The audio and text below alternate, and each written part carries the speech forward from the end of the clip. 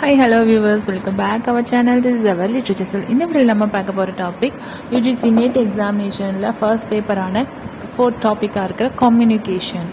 Okay, communication அப்படிங்கிறது என்னன்னா share to share அப்படின்னு சொல்லுவாங்க. அதாவது நம்மளுடைய தாட்ஸை வந்துட்டு ஷேர் பண்ணிக்கிறது. ஃபர்ஸ்ட் வந்து கம்யூனிகேஷன். ஸோ இந்த வேர்ட் வந்து லாட்டின் வேர்டான கம்யூனிகேட்டிவ் அப்படிங்கிற இந்த ரெண்டு வேர்ட்லேருந்து எடுக்கப்பட்டதாக சொல்கிறாங்க இந்த கம்யூனிகேஷன் அப்படின்னு.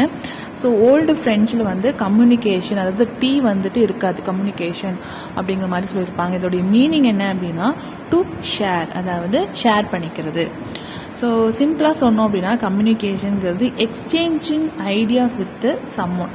நம்மளுடைய ஐடியாஸை வந்து இன்னொருத்தவங்கள்ட்ட எக்ஸ்சேஞ்ச் பண்ணிக்கிறது, அதாவது ஷேர் பண்ணிக்கிறது அப்படிங்கிறது தான் இந்த கம்யூனிகேஷன் அப்படிங்கிறதுக்கான மீனிங்.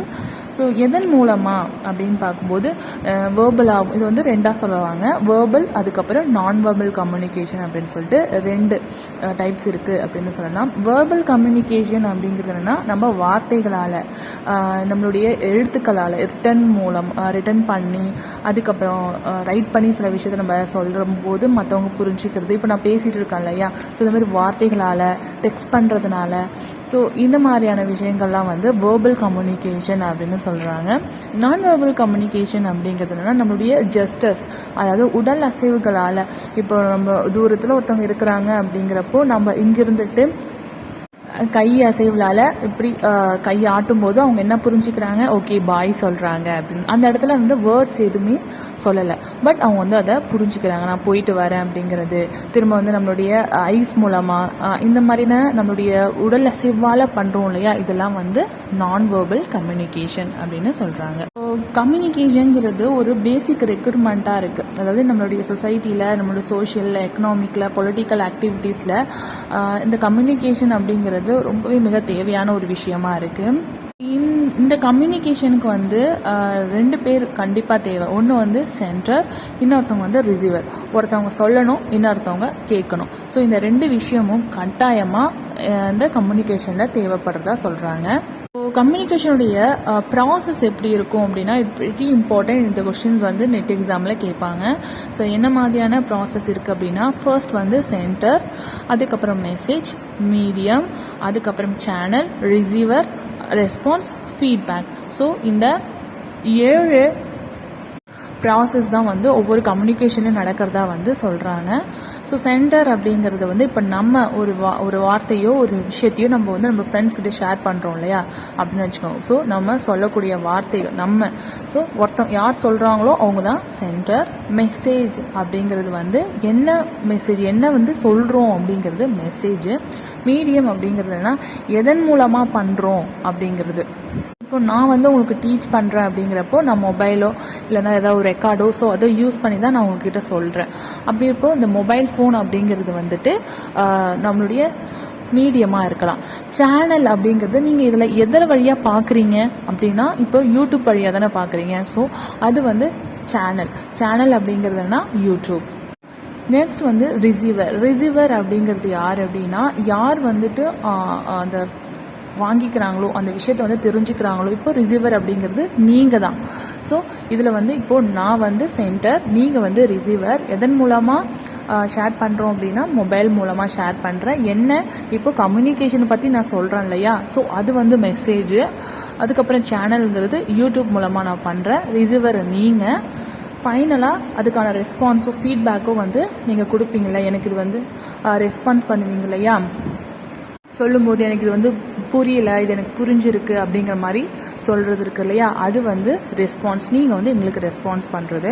அடுத்தது அதோடைய ஃபீட்பேக். இப்போ நான் உங்களுக்கு லெசன் எடுக்கிறதுனால ஏற்படக்கூடிய உங்களுக்கு என்ன தோணுதோ, ஓகே நல்லா இருக்குது, நல்லா இல்லை, இன்னும் கொஞ்சம் பெட்டராக பண்ணலாம் அப்படிங்கிற மாதிரி உங்களுடைய கமெண்ட்ஸ் வந்து இப்போ நீங்கள் கமெண்ட் பாக்ஸில் பண்ணுறீங்க அப்படின்னா அதுக்கு பேர் தான் ஃபீட்பேக் அப்படின்னு சொல்கிறாங்க. ஸோ ஒரு கம்யூனிகேஷனாக இந்த 7 விஷயமும் கண்டிப்பாக தேவை அப்படிங்கிறத சொல்கிறாங்க. ஸோ இந்த இடத்துல வந்து எக்ஸாமில் சென்டரை வந்து கோட்ஸ், அதுக்கப்புறம் ரிசீவர் வந்து கோட்ஸ் அப்படின்னு சொல்லுவாங்க. கோட்ஸ் அப்படிங்கிறது இப்போ சென்டர் வந்து 100% எஃபோர்ட்ஸை வந்து கொடுத்துருப்பாங்க. ஸோ உங்களுக்கு தெரிஞ்ச எல்லா விஷயத்தையும் வந்துட்டு ரிசீவருக்கு சொல்லிக் கொடுக்குறாங்கன்னு வச்சுக்கோங்க. ஒரு டீச்சர் ஸ்டூடெண்ட்க்கு சொல்லிக் கொடுக்குறாங்க அப்படிங்கிறப்போ ரிசீவர் வந்து அப்படியே போன விஷயம் இப்போ என்ன ஆப்டாக வந்து டீச்சர் சொல்கிறாங்கோ அதை அப்படியே வந்து ரிசீவ் பண்ணியிருக்க மாட்டாங்க இல்லையா. ஸோ 100% இவங்க கொடுக்குறாங்க அப்படின்னா 80% தான் மேபி ரிசீவர்கிட்டேருந்து வரும். ஸோ அதுதான் வந்து கோட் அண்ட் டி கோட் அப்படின்னு சொல்லுவாங்க. அது எக்ஸாமில் சென்டர் ரிசீவருக்கு பதிலாக கோட் கடைசியாக டி கோட் அப்படின்னு கொடுப்பாங்க. ஸோ இப்போ ஒரு கம்யூனிகேஷன் இருக்குது அப்படின்னா ஸோ அண்டர்ஸ்டாண்டிங் ரொம்பவே முக்கியம். ஸோ கோஆப்ரேஷன், அதாவது 2 பேர் பேசிக்கிறாங்க அப்படின்னா 2 பேருக்குள்ளே இப்போது 2 பேருக்குமே தமிழ் தெரியுது அப்படிங்கிறப்போ அவங்களுடைய கான்வர்சேஷன் ஒருத்தவங்க பேசுறது இன்னொருத்தவங்களுக்கு புரியும் இல்லையா. மேபி ஒருத்தவங்களுக்கு ஒரு வேறு லாங்குவேஜோ ஒரு கன்னடமோ ஒரு மலையாளமோ அப்படி தெரியும் போது இன்னொருத்தவங்க அப்போ அந்த இடத்துல ஸ்ட்ரகிள் ஆகும் இல்லையா. ஸோ அந்த மாதிரி இருக்கக்கூடாது. கம்யூனிகேஷனுங்கிறது கம்ஃபர்டபுளாகவும் அண்டர்ஸ்டாண்டிங்கோடவும் இருக்கணும் அப்படின்னு சொல்கிறாங்க. யார் யாருக்கு சென்டருக்கும் ரிசீவருக்கும் பிட்வீன். ஸோ இப்போது 2 பேர் பேசிக்கிறாங்க அப்படின்னா அவங்களுக்கு நடுவில் இருக்கிற அந்த மீடியாவாக எதை கன்சிடர் பண்ணுறாங்க? லாங்குவேஜ். ஸோ இப்போ இந்த இடத்துல நம்மளுடைய மீடியாவில் நம்ம என்ன சொன்னோம் அப்படின்னா மீடியமாக இருந்து நம்ம எதை சொல்கிறோம் அப்படின்னா மீடியம் அப்படிங்கிறது இங்கே லாங்குவேஜ் தான். ஸோ சென்டருக்கும் ரிசீவருக்கும் நடுவில் கனெக்டிங் வேர்டாக இருக்கிறது என்ன அப்படின்னா இந்த லாங்குவேஜ் அப்படின்னு. ஓகே, நெக்ஸ்ட் வந்து இந்த கம்யூனிகேஷனில் இருக்கிற டைப்ஸ்லாம் பார்க்கலாம். மொத்தம் இதில் 11 டைப்ஸ் இருக்குது. ஃபர்ஸ்ட் டைப் பார்த்தோம் அப்படின்னா intra personal communication. So intra அப்படிங்கிறது என்ன அப்படின்னா வித்தின்னா நமக்குள்ளே, சில டைம் வந்து நமக்குள்ளே நம்ம பேசிப்போம் இல்லையா. ஸோ அதுதான் வந்துட்டு இன்ட்ரா பர்சனல் கம்யூனிகேஷன் அப்படின்னு சொல்லலாம். ஸோ அது என்ன நமக்குள்ளே பேசிக்கிறது அப்படின்னா இப்போது இது வந்து 3 ஆஸ்பெக்டாக வந்து பிரிக்கிறாங்க.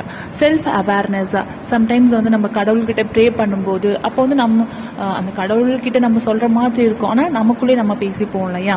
ஸோ நம்மளுடைய ஆட்டிடியூட்ஸ் நம்மளுடைய வேல்யூஸை பற்றி நம்மளே தெரிஞ்சுக்க, அதாவது செல்ஃப் அவேர்னஸாக இருக்கிறது. நெக்ஸ்ட் வந்து பர்செப்ஷன். ஸோ இப்போ ஒரு விஷயத்த நம்ம சொல்லலாமா வேண்டாமா அப்படின்லாம் நம்ம திங்க் பண்ணுவோம் இல்லையா. ஸோ அது வந்து நமக்குள்ளே நம்ம பேசிக்கிறது. நெக்ஸ்ட் வந்து எக்ஸ்பெக்டேஷன். ஸோ இந்த விஷயம் நமக்கு கிடைக்குமா கிடைக்காதா அப்படின்ட்டுலாம் யோசிச்சுட்டு இருப்போம் இல்லையா.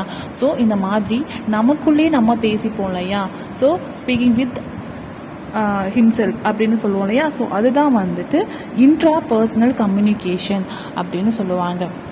சம்டைம்ஸ் நம்மளே மோட்டிவேட் பண்ணிப்போம்ல, என்னால் முடியும், நான் செய்வேன் அப்படின்னு. ஸோ இதெல்லாம் வந்து இன்ட்ரா பர்சனலில் வரும்.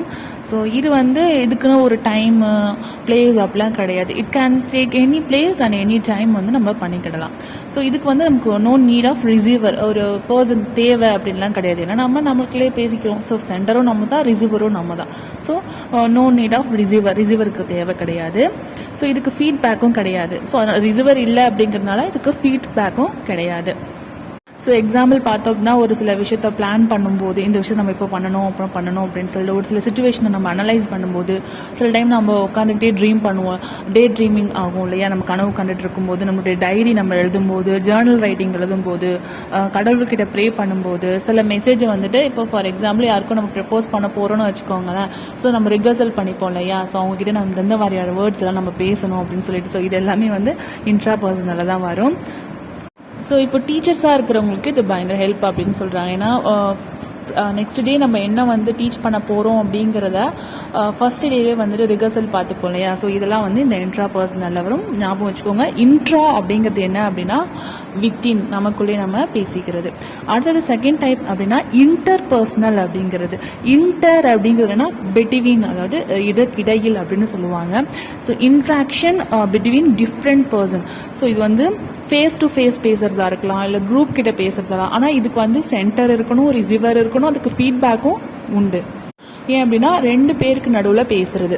ஸோ அதாவது ஃபேஸ் டு ஃபேஸ் 2 பேர் பேசிக்கிறாங்க அப்படின்னா அதை வந்து டயாடிக் கம்யூனிகேஷன். டை அப்படின்னா 2 அப்படின்னு அர்த்தம் இல்லையா. ஸோ டயாடிக் கம்யூனிகேஷன் அப்படிங்கிறது ஃபேஸ் டு ஃபேஸ் பார்த்து பேசிக்கிறது.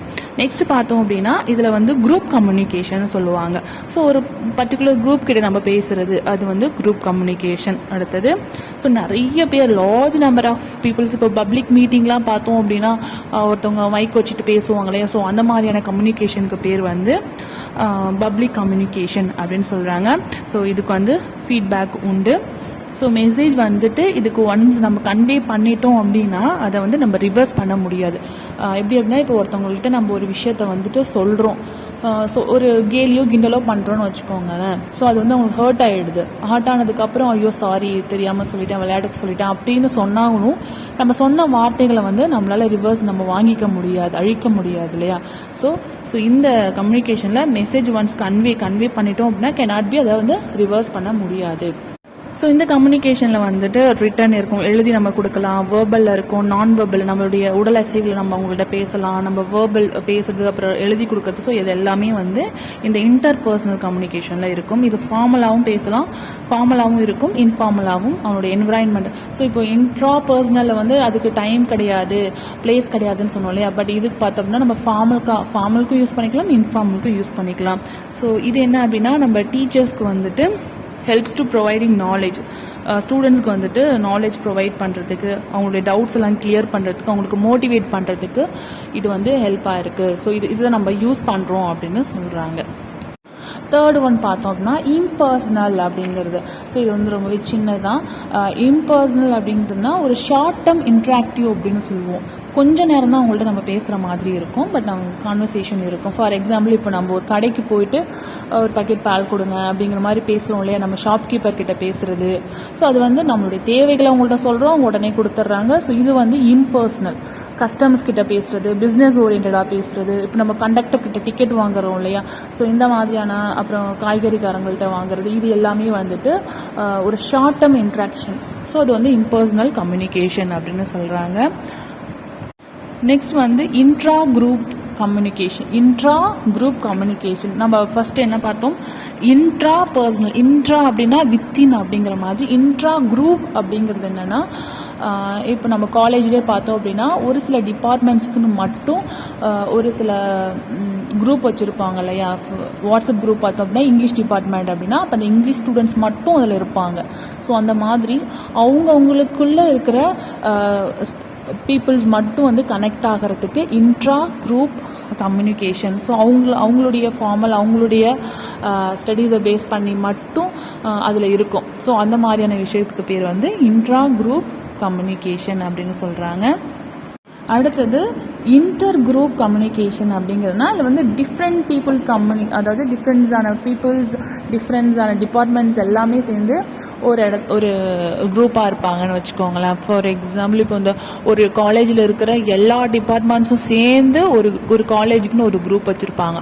ஸோ இந்த மாதிரியாக இருக்கிற குரூப்ஸ் எல்லாம் வந்துட்டு இப்போ வேறு இப்போ நெட் எக்ஸாமுக்கு அப்படின்னு சொல்லிட்டு ஒருத்தவங்க கோச்சிங் கொடுக்குறாங்க அப்படின்னா, இப்போ தமிழ் இப்போ இங்கிலீஷ் லிட்ரேச்சர் அப்படிங்கிறப்போ இங்கிலீஷ் ஸ்டூடெண்ட்ஸ் மட்டும் அதில் இருப்பாங்க.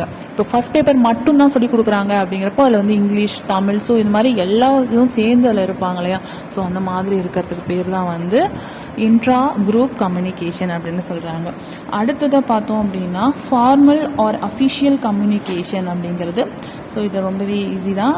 ஃபார் எக்ஸாம்பிள் இப்போ கவர்மெண்ட்டில் டிபார்ட்மெண்ட்ஸ் ஓரியன்டாக என்ஜிஓஸ் இந்த மாதிரி ஒரு ஃபார்முலா, ஒரு இப்போ காலேஜே எடுத்துக்கிட்டோம் அப்படின்னா, ஸோ அந்த காலேஜுக்குன்னு ஒரு சில ரூல்ஸ் அண்ட் ரெகுலேஷன்லாம் இருக்கும்.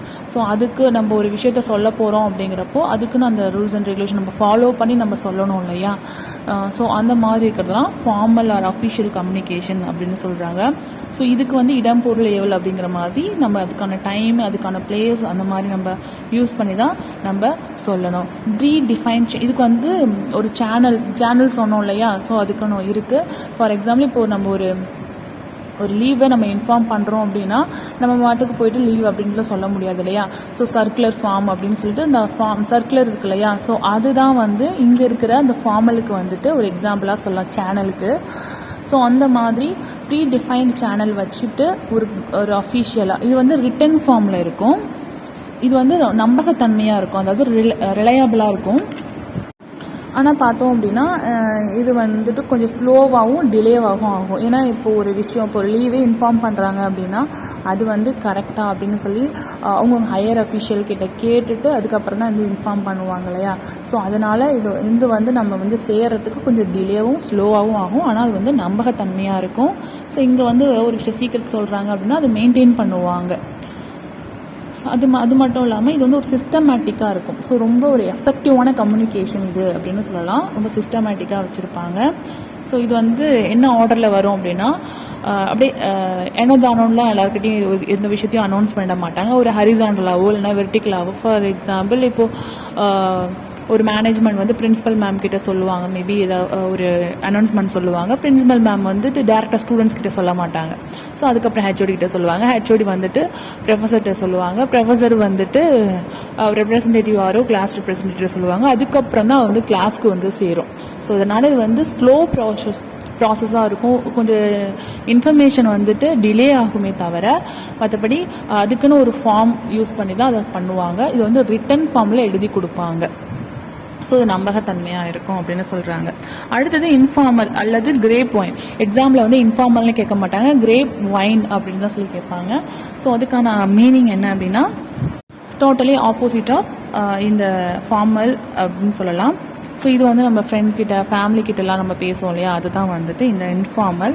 ஸோ இது வந்து நம்பகத்தன்மையாக இருக்காது. நம்ம ஒரு விஷயத்த சொல்லக்கூடாதுன்னு சொன்னாலும் மேபி வந்து அடுத்தவங்கள்ட்ட சொல்கிறதுக்கான வாய்ப்பு இருக்குது. இது வந்து என்ன, நம்ம எந்த ஒரு லெட்டரோ அந்த மாதிரி ரிட்டன் ஃபார்ம்லாம் இருக்காது. வேர்பல் நான் வேர்பல் அப்படின்னு சொல்லிட்டு எதில் வேணாலும் இதை பேசிப்பாங்க.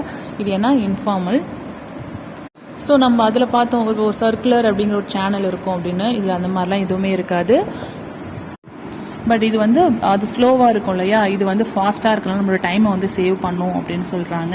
ஸோ இதில் வந்துட்டு ரூமர்ஸ்லாம் ஸ்ப்ரெட் பண்ணுறதுக்கு வாய்ப்புகள் இருக்குது. ஸோ இந்த கொஸ்டின்ஸ் கேட்பாங்க, ரூமர்ஸ் ஸ்ப்ரெட் பண்ணுவாங்க இல்லையா, ஸோ அந்த மாதிரி இருக்கிற கம்யூனிகேஷன் என்ன அப்படின்னு சொல்லி கேட்பாங்க. அது என்ன அப்படின்னா கிரேப் வைன், அதாவது இன்ஃபார்மல் அப்படின்னு சொல்லலாம். ஸோ இது வந்து எனி டைரக்ஷன். ஸோ அது பார்த்தோம் அப்படின்னா வெர்டிக்கலாவோ ஹரிசாண்டலோ ஒரு பிரின்சிபல் மேம் கிட்ட ஹெச்ஓடி அந்த மாதிரி வரும். இது அப்படிலாம் இல்லை. இது எனி டைரக்ஷன், யார் வேணாலும் யார்கிட்ட வேணாலும் சொல்லலாம். அப்பா வந்து பையன்கிட்ட சொல்லலாம், அம்மா கிட்ட சொல்லலாம், அந்த மாதிரி எது வேணாலும் சொல்லலாம் அப்படின்னு சொல்கிறாங்க. அடுத்தது direct communication is nothing but face to face பார்த்து நம்ம பேசுகிறோம் இல்லையா, ஸோ அதுதான் வந்து டைரக்ட் கம்யூனிகேஷன் அப்படின்னு சொல்கிறாங்க. ஸோ இதுக்கு வந்து எந்த ஒரு மீடியாவும் தேவை கிடையாது. அடுத்தது மீடியேட்டட் கம்யூனிகேஷன் அப்படிங்கிறது என்னென்னா, ஸோ இது வந்து ஃபேஸ் டு ஃபேஸ் பார்த்து பேசிக்க மாட்டோம். இப்போ நம்ம ரெகுலராக நம்ம நியூஸ் பேப்பர் படிக்கிறது, இப்போ நம்ம வாட்ஸ்அப் சேட்லாம் பண்ணுறோம் இல்லையா, ஸோ அந்த மாதிரி யூஸ் பண்ணிக்கலாம். இப்போ ரேடியோவில் நம்ம ஒருத்தவங்க பேசுகிறத நம்ம கேட்போம் இல்லையா.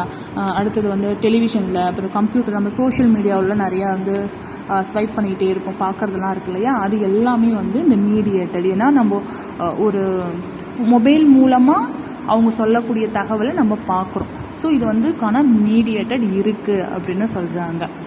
இப்போ டைரெக்டாக அப்படின்னா ஒரு பர்சன் இன்னொரு பர்சன் கிட்ட பேசிடுவாங்க. ஸோ அதுக்கு நடுவில் எதுவும் எந்த ஒரு மீடியாவும் கிடையாது. இது மீடியேட்டட் கம்யூனிகேஷனுங்கிறது இப்போ மொபைல் ஃபோனில் இன்ஸ்டாகிராமை பார்க்குறோம் அப்படிங்குவாங்க. அப்போ நமக்கு வந்து அவங்க சொல்லக்கூடிய தகவலை நம்ம எதன் மூலமாக கேட்குறோம், அந்த மொபைல் மூலமாக. இப்போ ரேடியோவில் நியூஸ் கேட்குறோம் அப்படின்னா இந்த நியூஸ் சொல்கிறார் இல்லையா, அவர் வந்து சென்டர், நம்ம கேட்குறோம் இல்லையா, நம்ம வந்து ரிசீவர். ஸோ எதன் மூலமாக கேட்குறோம் அப்படிங்கிறப்போ அந்த ரேடியோ. ஸோ இதுதான் வந்து மீடியேட்டட். அடுத்தது கண்டினியூஸ் கம்யூனிகேஷன் அப்படிங்கிறதுனா இந்த கிளாஸ் ரூம் கம்யூனிகேஷன்லாம் இருக்கும் இல்லையா, நம்ம ரெகுலராக டீச்சர்ஸ்கிட்ட வருவோம், கண்டினியூஸாக இருக்கும். அதாவது அது பிரேக்கே ஆகாது. ஏன்னா நம்ம ரெகுலராக ஸ்கூலுக்கு வருவோம், ரெகுலராக காலேஜ் போவோம், ரெகுலராக வந்துட்டு நம்ம டீச்சர்ஸ் கிட்ட பேசுவோம், கிளாஸஸ் எடுப்பாங்க. ஸோ இது மாதிரி கண்டினியூஸாக இருக்கும் இல்லையா ஒரு சில விஷயங்கள், அது எல்லாமே வந்து கண்டிஜியஸ் கம்யூனிகேஷன் அப்படின்னு சொல்கிறாங்க. நான் கண்டிஜியஸ் கம்யூனிகேஷன் அப்படிங்கிறது என்னென்னா, இப்போ எக்ஸாம்பிள், இப்போ நம்ம ஒரு பிளேஸ்க்கு போகிறோம் அப்படின்னா அந்த இடத்துல வந்துட்டு ஒரு அம்புக்குறி இருக்கும், இப்படி வளைஞ்சிப்போ அப்படி வளைஞ்சிப்போ அப்படின்னு சொல்லிட்டு.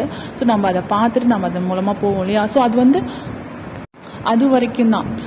இப்போ வந்து நம்ம மொபைலே கூகுள் மேப் யூஸ் பண்ணி இப்போ ஒரு இடத்துக்கு போகணும் அப்படின்னு பார்த்தோம் அப்படின்னா நம்ம அந்த பிளேஸ்க்கு அந்த போகிற வரைக்கும் தான் நம்ம அந்த மீடியாவை நம்ம யூஸ் பண்ணுவோம்.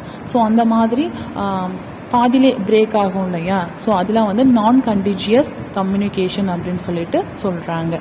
இவ்வளோதான் பார்த்தோம்னா கம்யூனிகேஷன் மீனிங் டைப்ஸ் இதில் பார்த்துருக்கோம். அதுக்கு அடுத்த வீடியோவில் நம்ம கேரக்டரிஸ்டிக்ஸ் என்ன அப்படிங்கிறத பார்க்கலாம். ஓகே ஃப்ரெண்ட்ஸ், நெக்ஸ்ட் வீடியோவில் பார்க்கலாம். பாய்.